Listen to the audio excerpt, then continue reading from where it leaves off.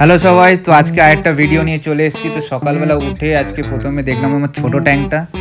তো এই ছোট ট্যাঙ্কটা আমি অনেক দিন ধরেই আছে। ওই বড় ট্যাঙ্কের আগে এটা আমরা করেছিলাম, বাট এর পিছনে অনেকটা গল্প আছে, পরে একদিন নয় শোনাবো। এটা দেখলাম সব ঠিকঠাক আছে, তারপরে বাইরে গিয়ে যখন দেখছি আমার বড় অ্যাকোয়ারিয়ামটার কী অবস্থা, পুরো অ্যালগিতে একদম কাঁচ ঘিরে নিয়েছে। সেটা এত বাজে অবস্থা হয়ে গেছে, আমি তো অতটা খেয়াল করিনি।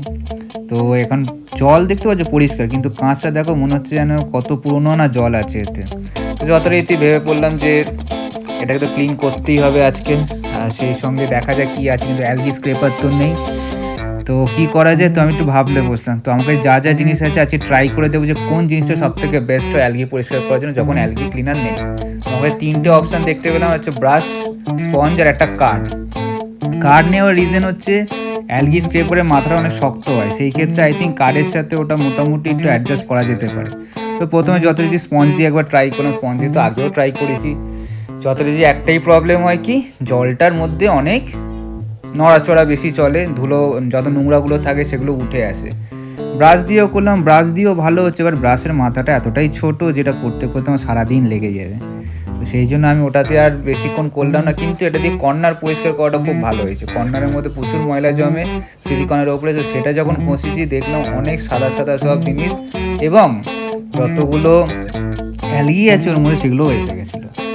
লাস্টে তো কার্ড দিয়ে যখন দেখলাম করে একদম সুন্দরভাবে স্ক্রেপিং করা যাচ্ছে, সবাই দেখতেই পাচ্ছ এরকমভাবে অ্যালগিগুলো উঠে আসছে। তো কার্ড দিয়ে আমার যা মনে হলো সব থেকে বেটার কাজ করে, যদি কিছু না থাকে পুরনো কার্ড, অবশ্যই নতুন কার্ড কেউ ইউজ করো না, নাহলে টাকা বার করতে পারবে না। পুরনো ভাঙা কার্ড এটা আমার পড়ে থাকে, অনেক বছর ধরেই পড়েছিল, তো সেটা নিয়ে আমি ক্লিন করে নিলাম। প্রত্যেকটা সাইডে আছে পরিষ্কার করে নিয়েছি। হ্যাঁ, এরপরে জলটা একটু ঘোলাচে তো হয়েই গেছে, কিন্তু দেখতেই পাচ্ছ সবাই যে কাঁচ একদম ক্লিন।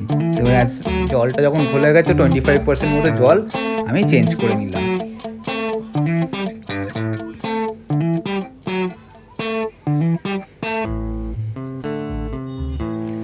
জল চেঞ্জ করার পর অনেকটা ক্লিয়ার হয়েছে, জলের ঘোলা ভাবটাও চলে গেছে। এখন ওষুধ টষুধ দিয়ে পুরো রেডি। তো কাঠ দিয়ে ভালোই পরিষ্কার করা যায় এটা জানা গেল। তো বন্ধুরা, তোমাদের কাছে যদি কাঠ থাকে পুরনো, তোমরা সেটা কিন্তু অ্যালগি স্ক্রেপার হিসেবে ইউজ করতে পারো।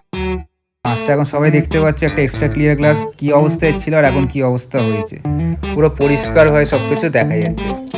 তো দেখা হচ্ছে আবার নেক্সট ভিডিওতে।